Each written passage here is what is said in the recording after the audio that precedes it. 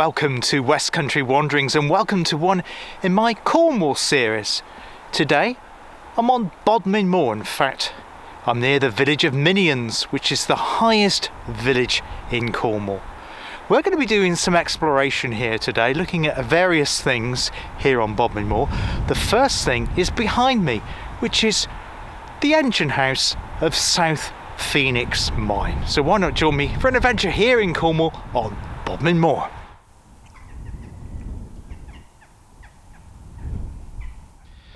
Now behind me here, through these green gates, is Minions Heritage Centre. It's actually been restored. They got some lottery money a little while ago now. In fact, the steps and little bridge thing I'm standing on to gives you access to South Phoenix Mine, I think was in a dilapidated state about 3 years ago. It looks like it's been restored now. I'm guessing because we're here in early March, it's not open yet because we haven't got into the tourist season. I'm guessing it's going to reopen hopefully for Easter. If I can find any more information about when it reopens, I'll put it in the bottom there. But it is actually looked after by the heritage team at Cornwall Council, based in Truro. So just to the left is the screen there of South Phoenix Mine. That on the left there, behind the house, is Carradon Hill, which has a couple of main transmitters on. In fact, it was the first television transmitter to arrive in this part of the world, in the southwest, which gave pictures to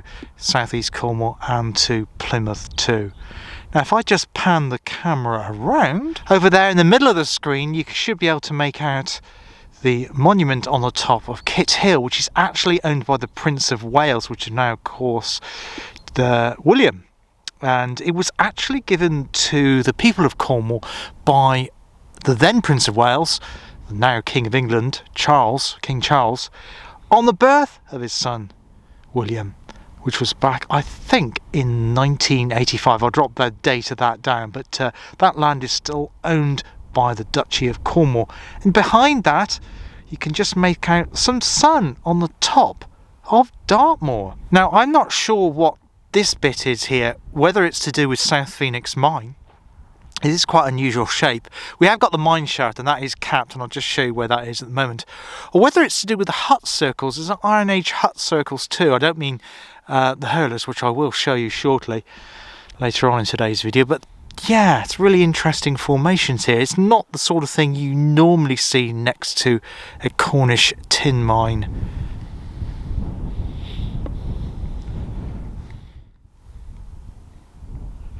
So this here is where the mine shaft is, South Phoenix Mine.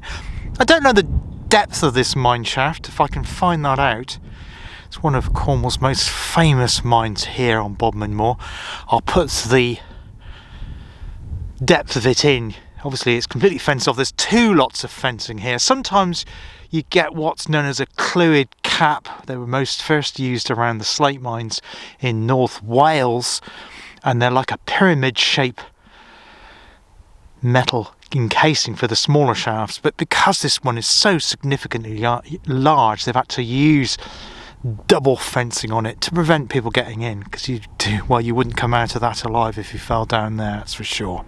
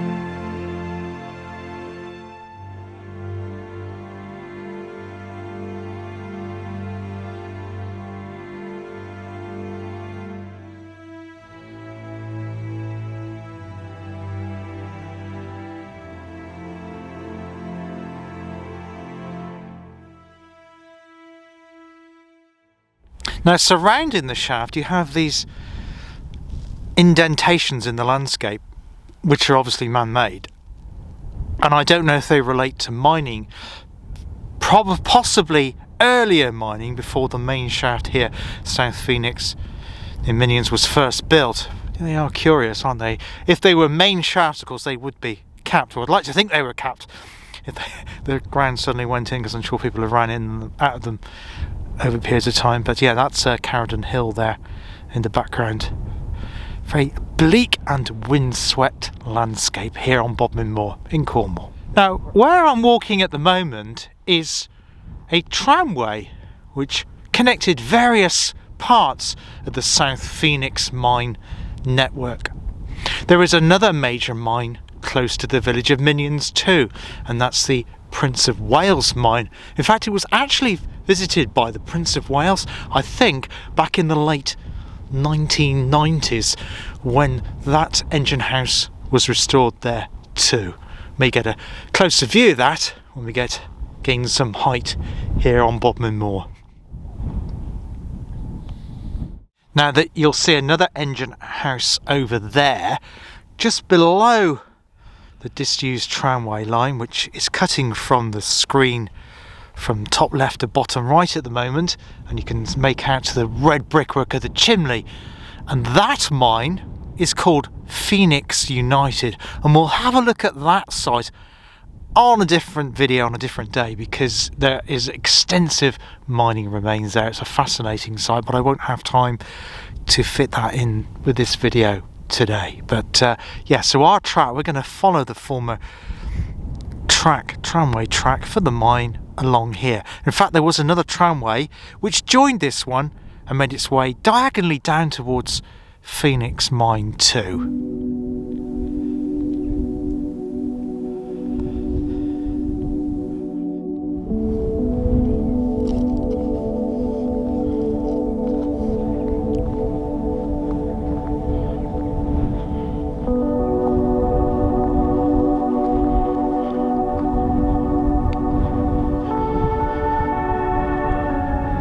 Very cold day up here on Bodmin Moor today. I think it's about 6 degrees, but with the wind chill it feels much colder, biting wind.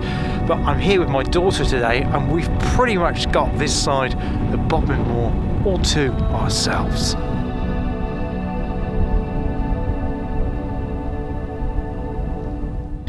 Now at this point here, there's actually a junction of tramways. There's one goes down there on a lower track down to that Phoenix mine, the big site which we will cover in a future video, and the one behind me there which extends back to the main mine at South Phoenix.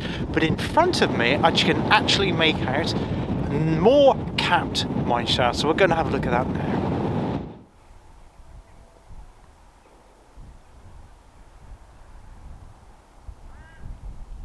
Now there's a large mine shaft here which has been fenced in, but since it's been fenced in you can make out some wooden fence posts just dangling in midair, because the mine shaft itself has collapsed in on itself, and it just sums up just how dangerous old mine shafts can be in Cornwall. Along here you can definitely make out the old tramway with the granite setts there. We'll have a closer look at that.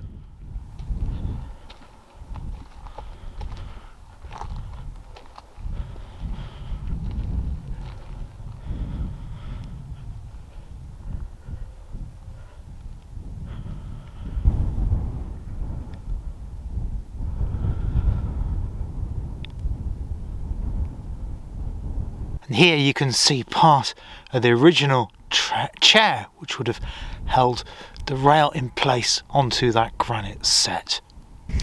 And where my daughter is down there, you can make out part of the original mine workings too.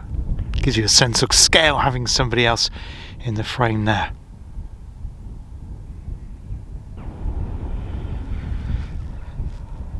Here we can make out some of the mining buildings. Parallel bits of brickwork there would have been part of the stamps which would have crushed the ore that have come up from the ground so they could extract both the tin and the copper. So on this site, it's not so much tin and copper mining as quarrying for the granite, as you can make out from those large blocks and boulders.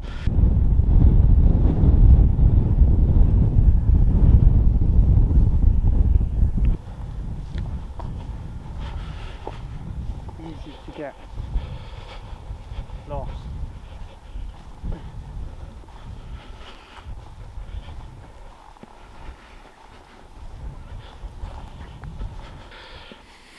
Now we've come across these rails here, but I'm trying to make sense of them because our tramway that I've been following, myself and my daughter have been following up from the village of Minions, is over here to the right of the screen there. So what they were doing in this position, I don't know, because up there we've got a bit of a hummock, so you wouldn't have had anything going through that way because it's too steep. So I don't know if these are rails that were repositioned after the tramway closed and re-put here to go across that little gully in between the two bricks. I would imagine that, but I think they were probably the original rails that have been moved to serve a different purpose from the original one. So this is the quarry at the Cheesewring, with the Cheesewring on the top there.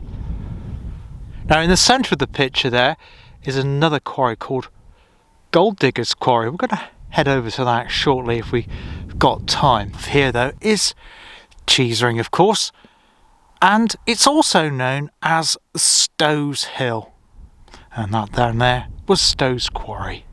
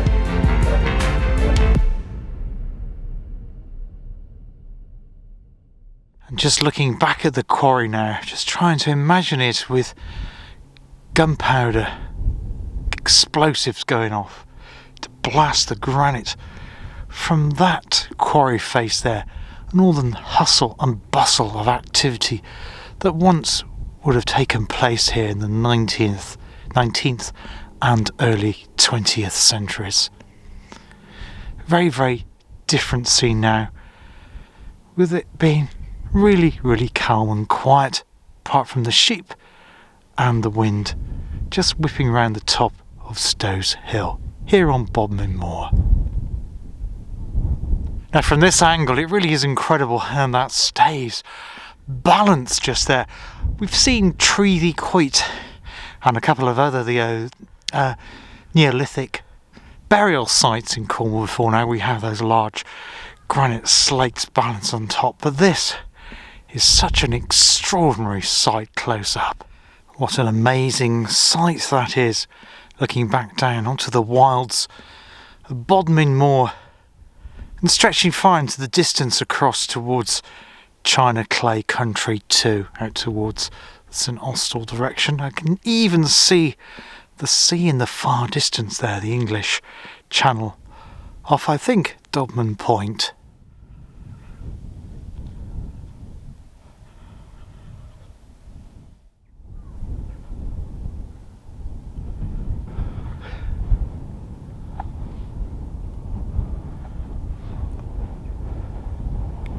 So the Cheesewring itself isn't the only formed granite shape here on the top of Bodmin Moor. To the other end of Stows Hill you have these carved granite shapes too. And just the other side of that, just out of shot, we've got cairns, stones and hut circles, possibly going back to the Iron Age. Yeah. So saying goodbye now to the Cheesewring here on top of Bodmin Moor. Well, not the highest point on Bodmin Moor, but we're going to make our way down towards another quarry called Gold Diggers Quarry, where I've been assured there is a secluded lake. So we're going to have a look at that. It'll be too cold for swimming in it today, but myself and my daughter Nicole, we're going to make our way across there. Now, see you there in a bit.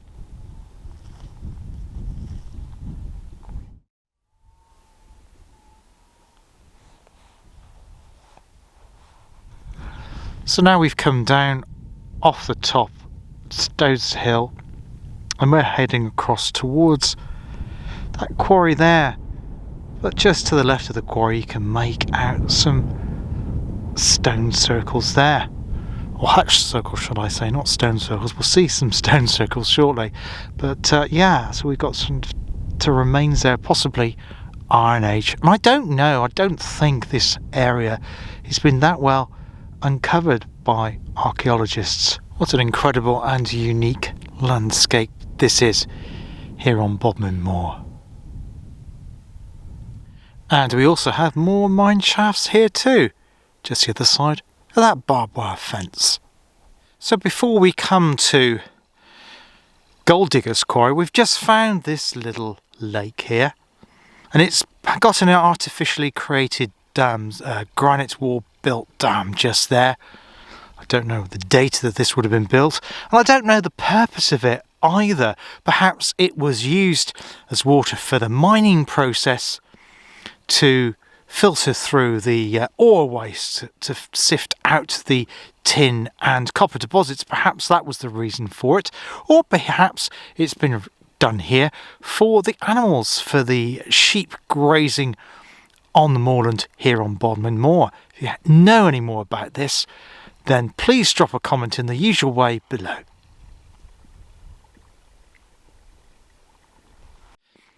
Just in the sediment here on the edge of this lake, you can make out horses' hooves, so you can see the ponies, horses here on Bodmin Moor would come up here for a drink when they're grazing in this area. But this is just a beautiful stretch of water here on very isolated Bodmin Moor. Wonderful.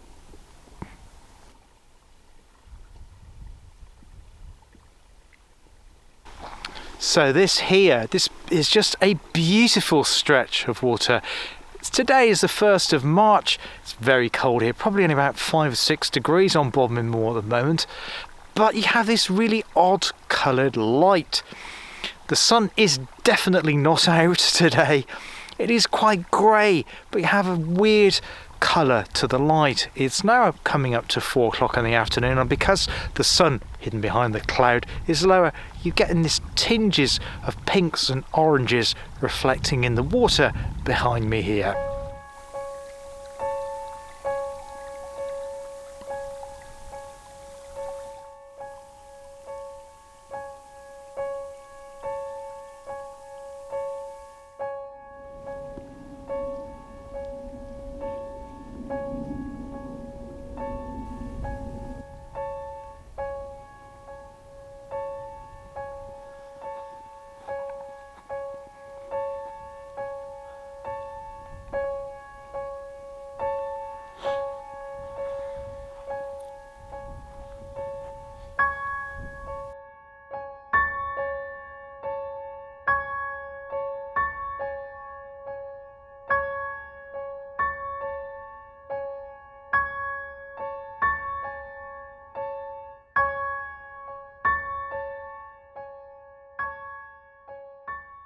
Now there's an area behind me here, just below Gold Diggers Quarry, which we're just almost in front of now, which is marked as a no-go zone on the OS map.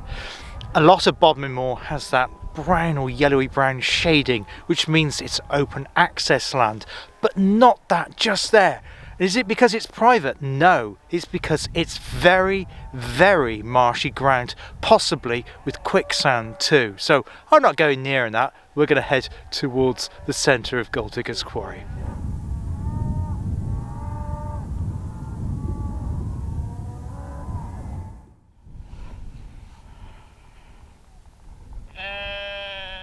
So this here is the famous Gold Diggers Quarry near the village of Minions on Bodmin Moor. There is a major pool here which is really, really deep. Unfortunately, it looks like there's been some contamination. There's a small oil spillage. It could be an off-run from some effluent from the agricultural community around here, possibly that. There is a smaller pool just beyond it. We'll just go and have a look at that now too.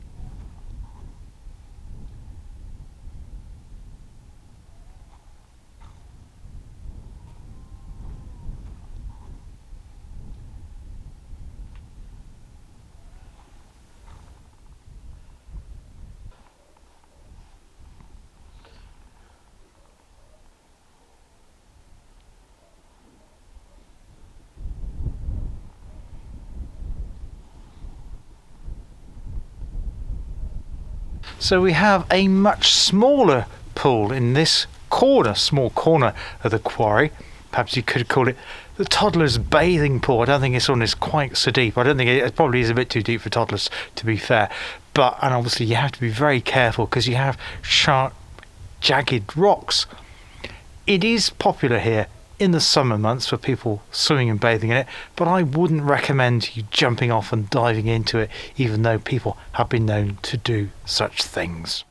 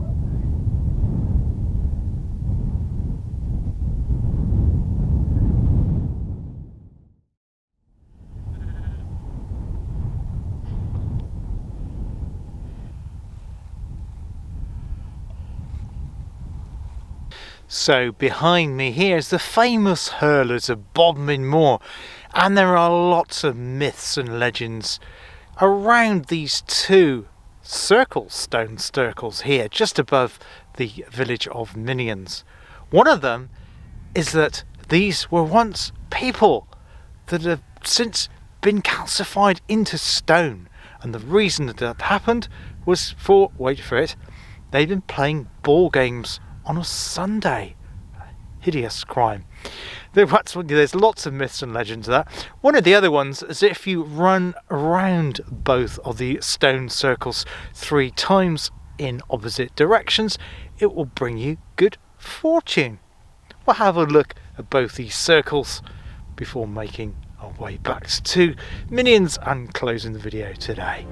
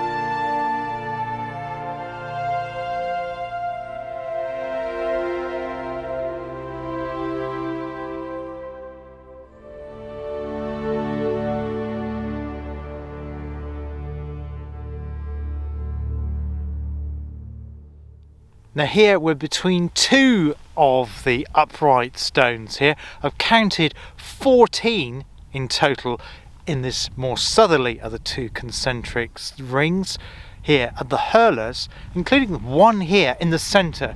The more northerly circle doesn't have one in the centre, but this one here, there it is, behind me has a smaller, lower stone in the circle. If you can just see that, I'll just increase the height of the camera so you can see that there. That's it for this episode of West Country Wanderings, one of my Cornwall series. We will come back to this location here on Bodmin Moor again, because we can include the Great Phoenix Mine, and also there is a cave called Daniel Gum, which was just below the quarry where we were at the Cheesewring. So we'll have a look at that next time. There'll also be other videos in my Devon series here too on West Country Wanderings, and other content too from other counties like Dorset, Somerset, Gloucestershire and Worcestershire.